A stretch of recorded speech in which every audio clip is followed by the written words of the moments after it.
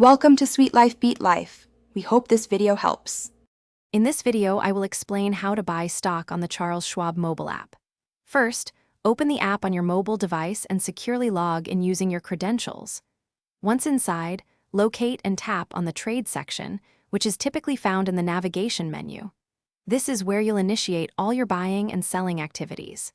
Next, use the search bar to find the specific stock you're interested in by entering its ticker symbol, like Apple or MSFT. After finding your desired stock, select the Buy option.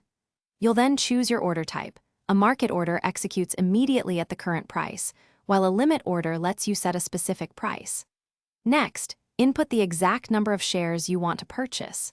Before moving forward, carefully review the estimated cost of your transaction, including any potential fees, to ensure it aligns with your investment plan.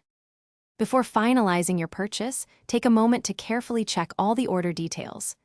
Verify the stock symbol, the number of shares, the order type, and the total estimated cost. Once you are confident everything is correct, confirm your trade to send the order to the market.